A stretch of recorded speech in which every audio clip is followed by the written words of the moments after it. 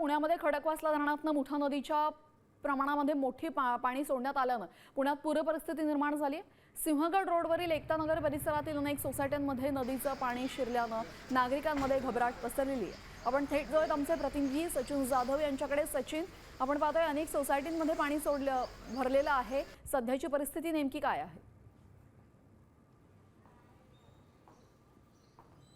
नक्कीच आपण पाहतोय की पुणे शहर आणि आजूबाजूच्या परिसरात गेले 4 ते 5 दिवसापासून खूप मोठ्या प्रमाणात पाऊस होतोय आणि त्यामुळे खडकवासला धरणातून मोठा पाण्याचा विसर्ग जो आहे तो मुठा नदीमध्ये सोडण्यात आलेला आहे। त्याच पार्श्वभूमीवर मी सध्या ज्या ठिकाणी उभा आहे हा परिसर सिंहगड रोड परिसर आहे आणि एकता नगरी आहे, ज्या परिसरामध्ये खरं तर आत्ता पाणी गुडघ्याच्या जवळपास आलेलं आहे आणि या सगळ्या सोसायट्या जवळपास 5 सोसायट्या ज्या आहेत त्या संपूर्णतः पाण्याखाली गेलेल्या आहेत आणि या ठिकाणून लोकांना बाहेरही येता येत नाही आहे। या ठिकाणी महापालिका प्रशासन रात्रभर या ठिकाणी सगळ्या लोकांना बाहेर काढत आहे, या ठिकाणी सुरक्षा देत आहे। मात्र ही सगळं पाणी आणि या ठिकाणच्या लोकांची प्रत्येक वर्षी हीच परिस्थिती होत असते। मात्र प्रशासनाकडून कुठलाही ठोस उपाय न केल्याने नागरिक मात्र त्रस्त आहेत। एकूणच या 5 सोसायट्या आज सकाळपासून या ठिकाणचे सगळं पूर्णतः येणं जाणं बंद झालेलं आहे। माझ्यासोबत काही नागरिक आहेत, त्यांच्याशी आपण बोलण्याचा प्रयत्न करूया। काय परिस्थिती आहे सध्या ही? खरं तर सोसायटीमध्ये आता संपूर्ण पार्किंग्स आहेत, जवळपास गुडघ्याच्या वर पाणी आलं।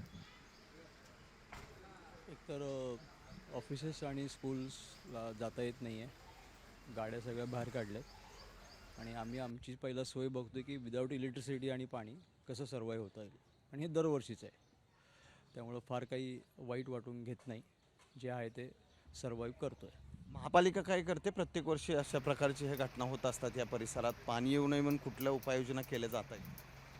हो, दरवर्षी मिलिटरी सर्व्हिस आहे, बोटिंग सर्व्हिस आहे, त्याच्यानंतर खाणं पिण्याची सोय केली जाते, पाणी दिलं जातं आणि सगळ्या सोयी मिळतात।